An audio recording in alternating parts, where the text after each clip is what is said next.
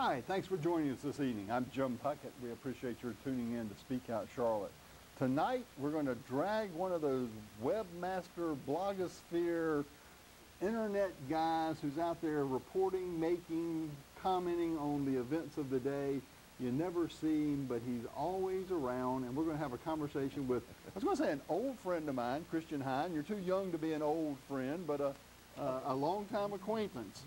Christian, welcome to Speak Out Charlotte. Jim, thanks a lot. It's great to be here. Full disclosure, I've known Christian through a few campaigns. He'd call in and give me advice. Some of it I didn't want to hear, but it was always very good advice, and so I would listen to it. Has been around local and state politics for, good grief, over a decade now. Hard to believe. Oh, well over. I was involved in college at University of North Carolina at Charlotte through college Republican, so I guess starting in '95. I've been around. A couple of decades now. You're currently with pundithouse.com. Yes, sir. Tell us a little bit about Pundit House, what it is and what you do there. Well, pundithouse.com is a partnership that was started officially back in March of this year between myself and a gentleman that you're probably familiar with named Mark Pellin. There's a lot of folks that were familiar with the Rhinoceros Times newspaper here in Charlotte, which was a remarkable voice bringing a conservative perspective to the issues of the day, covering city council, county commission, school board, some state issues to a certain extent. But Mark was the editor of that paper. And back in 2008, when the economy decided to head in the opposite direction, things happened, and the paper locally went under. It's still going very strong in Greensboro, North Carolina. But Mark was still very interested in keeping alive that style of journalism here in Mecklenburg County. And we had met each other through the years while I was working on various campaigns. Mark and I would get together and have lunch occasionally. I'd fill him in on what some of our candidates were doing. He'd tell me what he knows and what he's hearing talking with folks. And we developed a pretty good acquaintanceship, friendship at that point. And last year, through just a whirlwind of remarkable circumstances, I had just moved back to South Carolina, was getting a little bit involved in politics down there, but I really didn't think that was a home for me. I'd been involved in North Carolina for so long. I was looking at doing some websites to try to keep a conservative perspective out there in the open.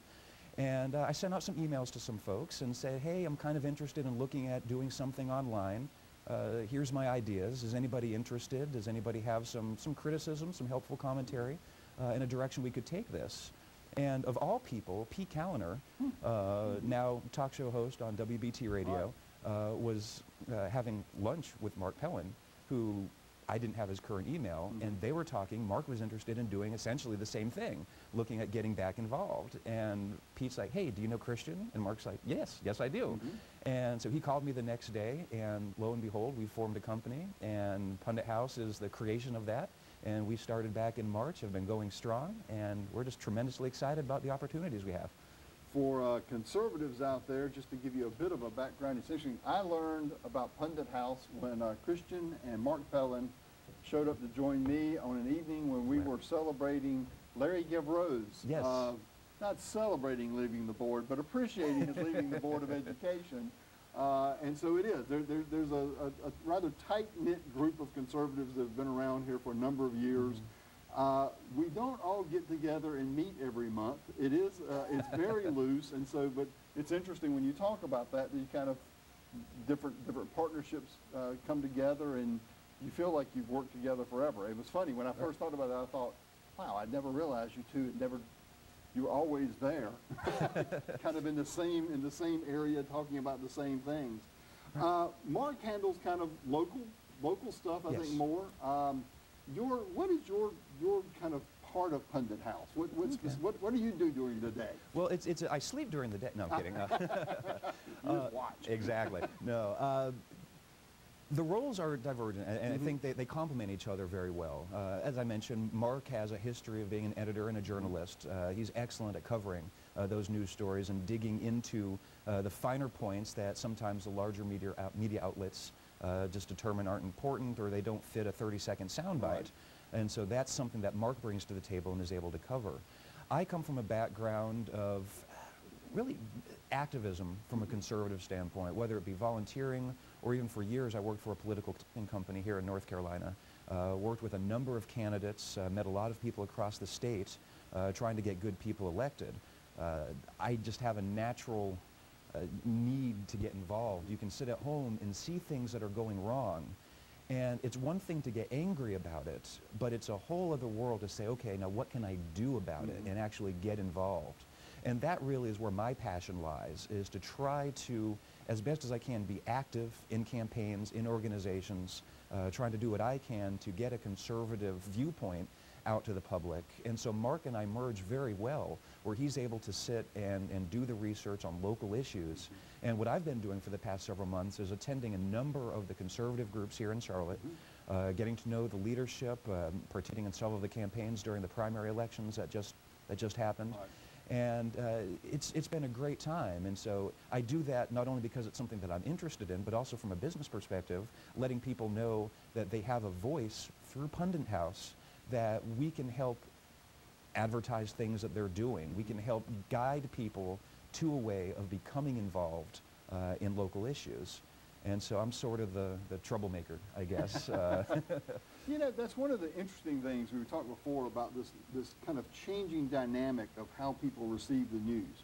And Pundit House and sources like Pundit House are becoming more and more, I don't want to say mainstream, but you know, a decade ago, that just really was the people who were really tuned in, kind of the inside baseball and politics folks would know that there are a handful of sites that are kind of great resources, might be interesting to read, but now it's kind of exploded, and you're starting to see, obviously, more with really kind of the demise of all print media to a large degree. When we talk about Rhinoceros Times, which was a great resource, I loved it. It was a wonderful, wonderful weekly to read. Right. But it was having the same dilemmas that the Charlotte Observer, the News and Observer are having. You know, you have a whole generation, really kind of a couple of generations now, that are beginning to say, no, I don't know that I'm going to wait till tomorrow morning to find out what happened today, right. Or wait till Friday to find out what happened today. I'm going to plug into these things and kind of give me, you know, almost immediate. It's the whole tweeter sensation of there. How's that changing kind of what happens? Because there is a dynamic of kind of the Mark Pellin reporting, opinion, bringing, you know, this whole history to bear on what's happening, and kind of the Christian Hine, a bit of activism, not necessarily making news, but pushing the news. I mean, maybe I don't know if that's a fair way to put it or not. How is that changing the dynamic of media? I mean, is it blurring the lines, or is media just going to change for the good, for the worse? What? There's a lot there that you just said. There is. Yeah, that's wide open. Right. Definitely, I believe that the way people are gathering their news and information now is definitely different than it was even just a decade ago. At that point, the internet was first starting to come online.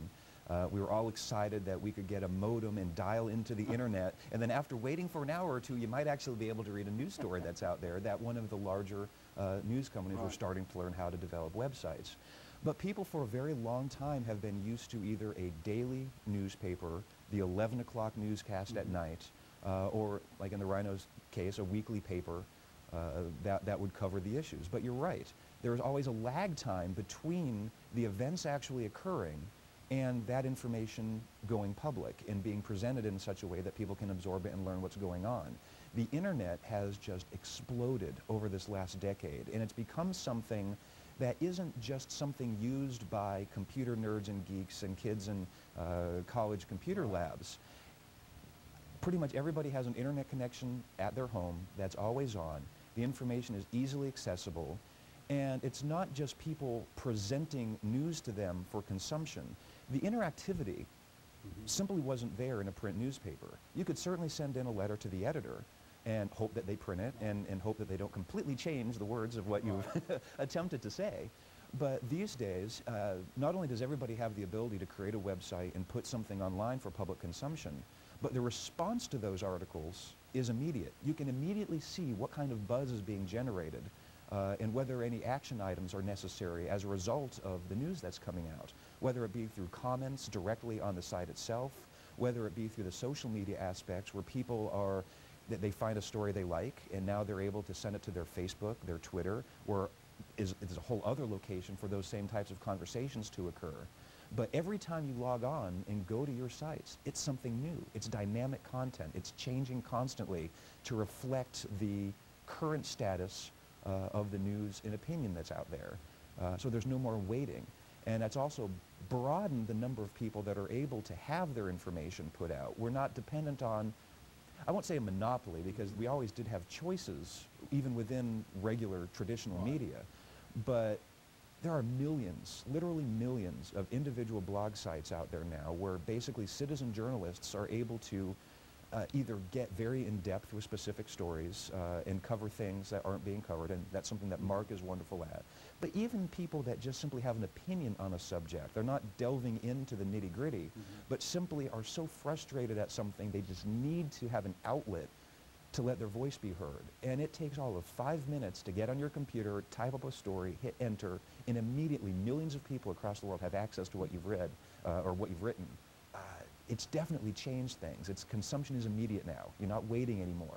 And it definitely changes things. You know, it reminds me, and these, all of history is cyclical, but somewhat of the old pamphleteers. I mean, one of the things that when you go back to the days of, you know, Benjamin Franklin and Thomas Jefferson, and that you had, it was the same, that was their internet.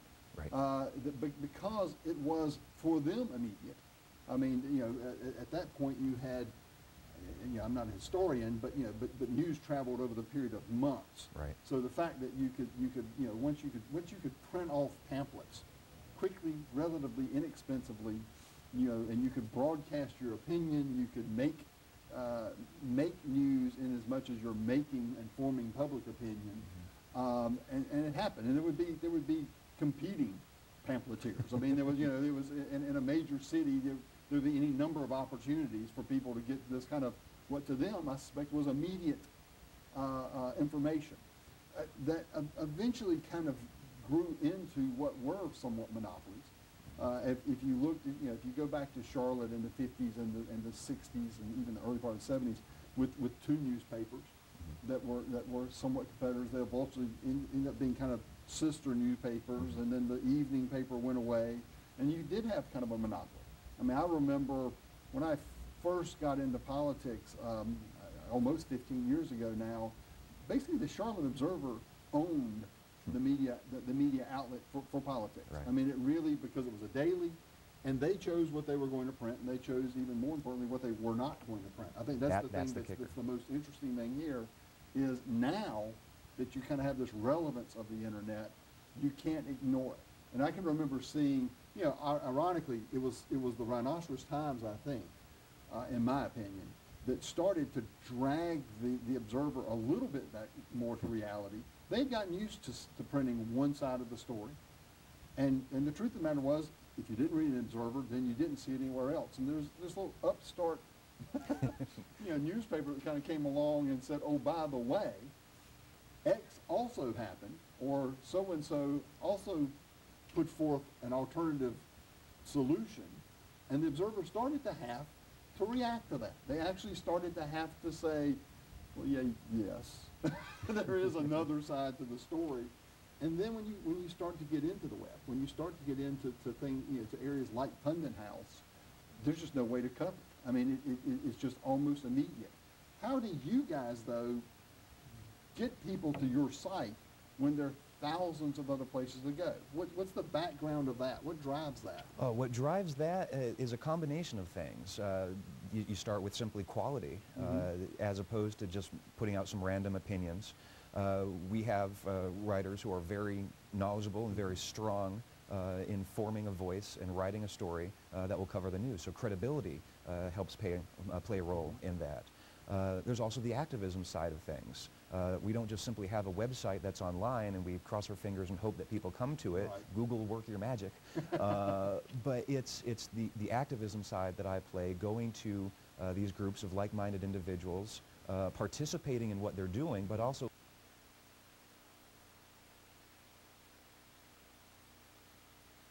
letting them know that, hey, we do have a resource. Why don't you come and check us out and participate in some of the conversations that we're having. You'll find a lot of like-minded people there, so that's definitely been a help. Reaching out to other credible people and other credible blogs. There's a lot of cross-pollination that occurs. I know Jeff Taylor with Neck Deck, good friend of ours, and he's helped in stories that he writes. He'll reference pieces that we write on our site. We'll return the favor for things that we find on his. A number of the writers that we have, it's not just me and Mark doing everything. Right. We have what we call a series of house guests, which are essentially other known people in the community that have their own constituency, and they're known people in the political world in town. I know Don Reed, Tom Ashcroft, a number of people have written some stories for us, which helps bring credibility, but also they help spread the message, hey, I've got this post here. I know Anthony Hagar, I'm going to forget all the names now that I'm on the spot, but a number of folks that actually do write blog articles on a national level. Neil Braithwaite, for example, has had several of his stories read on the Rush Limbaugh show. So talk about credibility, and now he's voluntarily helping us out by sending us pieces unique to Pundit House. And so people know that we have good quality, and the word spreads. Plus, we're really implementing and starting, I'm actually going through some changes on the site right now that are going to make our interaction with Facebook and Twitter much more noticeable on the site. Sure, we have the link there now, but so much of what's out there, a lot of people aren't looking at every random website online, but they have a group of friends that they check in with, and they have their feeds on Facebook or Twitter. And the more that we can get our content through those feeds, the more people are likely to not only read the story themselves, but forward it on to friends of theirs who may never have heard of us before. And then your friendship level grows. And it has a steamroller effect, a snowball effect, that can really start bringing the eyeballs and the traffic to the site. So lots of little tricks, but ultimately it comes down to credibility. If we're not putting out good quality content, there's no reason for anybody to come back. And so I can say very proudly that we're covering things in a very positive light and do a pretty good job at it. Well, and the credibility is clearly there. I know, I know many of the people that I won't say subscribe, that submit on Pundit House, and many of them are friends of mine. So, and I think that is one of the interesting things about the entire medium, it is relatively easy for people who are not journalists, but who do have a certain amount of expertise or a very valid opinion. To kind of plug in when they can, when they do, and it's not like you sign up and say, well, I tell you what, I'm going to, I'll be a columnist, and now all of a sudden I've got to produce something once a month or every 2 weeks or whatever. It's kind of, when something happens and they have an opinion to speak about and they're knowledgeable, it's available. I think the key to a site like Pundit House is the fact that you do have yourself and a Mark Pellin who understand whether it's credible or not. I think that probably has an awful lot to do with how you end up kind of rising to the top too. Is anybody can do this. I mean, anyone listening with a computer tonight could start their own blog. They could start giving opinion. They could start, you could be a journalist if you would. The difference is you have no credibility. One of the great things here are that Mark Pellin, yourself, and the people that are a part of this, they're not household names, but they're clearly names known within the sphere of influence that you guys deal with, and there is that credibility there. I think that's what and I think it just takes a while for people to kind of figure out where they are. And adding to that, you're right. As easy as it is for individuals to create a blog and to put their opinion out there, it is oftentimes very difficult to get people to see it. And we found that there's a lot of frustration. Sometimes people are so upset or angry, they'll write a wonderful piece and they'll put it online somewhere on a personal blog, and then they're really excited when they see that, like, that whole person commented on it. Somebody saw this. It's exciting to them. But one of the things that we already currently offer on Pundit House, and something that, again, I'm going through some site changes right now, and it's going to be a lot easier in the future to do, but we're always encouraging our readers to submit content to us. We have an entire letters to the editor section, and we're happy to receive commentary from other people that if some issue has really made you upset or there's something you're really excited about, let us know. Editor@pundithouse.com. You can send us an email with that information. We'll put a post online, so you'll have your own section of the site, basically, that you can guide people to by sending them the link. But it'll help get additional eyeballs because we don't just have one person submitting content. We have a number of people submitting content who are each bringing their core group of friends to the site. And then while they're there, they so happen to see, wow, what's this other guy writing about? And again, it's kind of that steamroller effect. But we're always encouraging people to send us opinion pieces, editorials. We'd love to help publicize your ideas as long as we agree with them 100%. No, I'm kidding. Right. We're a bit flexible. Absolutely. Well, I want to take advantage of your being here. When we talk about activism, you have been really very active, sometimes right out front, sometimes in the background. And for those of us who have kind of watched or participated, for example, in the Tea Party movement, there's a certain group of us who've kind of been around doing that before it ever got organized that are thrilled to death with that movement kind of catching fire. Right. And at the same time kind of going, my goodness gracious, why did it take this long? why weren't they paying attention 10 years ago? They needed a catchy name. That's right. Well, you did need a catchy We were just name. concerned we weren't a Tea Party. How is that playing out? As someone who's kind of participating, being in the room, is the Tea Party movement, is it, I can't quite decide, for example, as we get into November, do you feel like it's going to be a political force? Does it have the possibility of becoming a political distraction? I mean, I can't quite tell where it's going, and I think, and I'm not, it's almost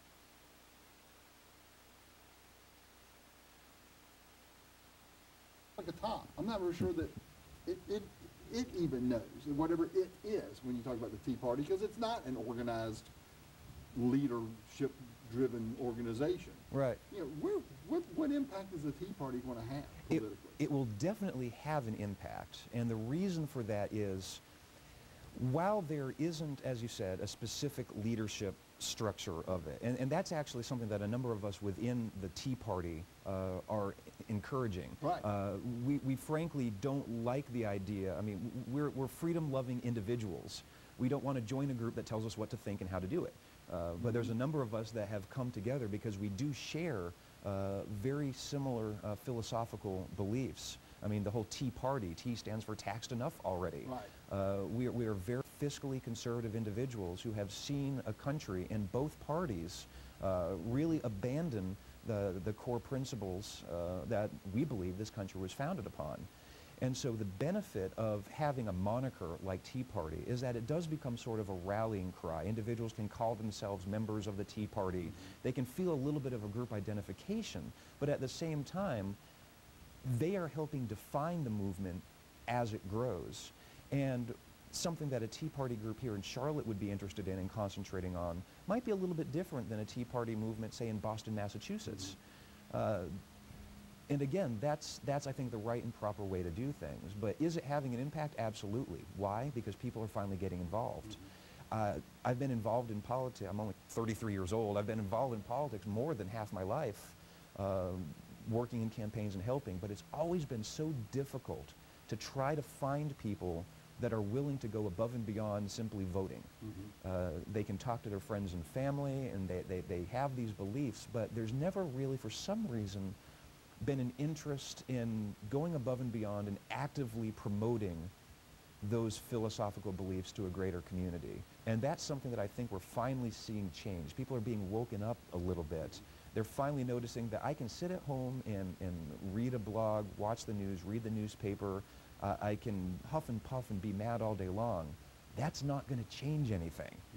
It's actually getting involved, finding candidates that you believe in, and sending them your money, giving them your time, knocking on doors, making telephone calls, spreading their message. Those are positive things that can have a strong influence. And that's the outlet that the Tea Party is offering now. There's so many new groups that have popped up here in Mecklenburg County over the past even just year, some of which have very, very strong attendance. I know one group in particular I was mentioning to you earlier. It's called CAUTION. It's actually an acronym that stands for, oh gosh, now I've backed myself in a corner. Common Americans United to Inspire Our Nation. And kudos to whoever came up with that. Really? But they meet every Monday night. There's always 40, 50, 60 people in the room. And a number of these people, just talking with them, there's new folks every week who say, I've never been involved in politics before, but I see what's going on and it concerns me. I want to get involved and I want to do something. And so these organizations are helping bring people together who want to do something for a change. And then finding candidates to mobilize that energy around, I think is going to have a very strong impact. I mean, you can look just across the border in South Carolina, York County Commission, County Council, majority of the board just got switched out with the primary elections that just took place. You look at even the gubernatorial race down, Nikki Haley became a Tea Party candidate. I mean, Sarah Palin came and endorsed her, and she won with 60-some-odd% of the vote. There was a huge swell of momentum towards people that are espousing those Tea Party beliefs. It's a movement that I don't think is going to be stopped, but I think they will attempt to marginalize us by trying to define us into a box. And that is something that we have to continually be vigilant about, reminding people that we aren't a group or a box to be defined. We all have varying opinions on things, except for a few core elements that bring us together. And that's a desire to go back to a point in time in this country where we were able to work for ourselves and we didn't necessarily work the first 5 months of the year for the government, only to watch our money being taken from us and to watch it wasted and squandered on ridiculous programs that not only shouldn't really be the role of government to begin with, but even if we acknowledge that, okay, some of these things can be done, they're run so horribly and efficiently, you could be accomplishing the same goals for less money. There's a lot of elements to take there. Well, and I applaud it. And you know, people forget that it really started even during the Bush administration. I mean, this is not an anti-Obama sentiment. It is a life has changed significantly politically here in America, and folks are getting involved. Our time is up. The 30 minutes flies by. It's amazing how fast it goes. I will tell people, please visit pundithouse.com. Yes. Go there often. We hope to have you back soon as we get into the elections. We'll monitor what's going on. We appreciate your activism, and we appreciate your being with us every Tuesday night. We look forward to seeing you again next week. Good evening.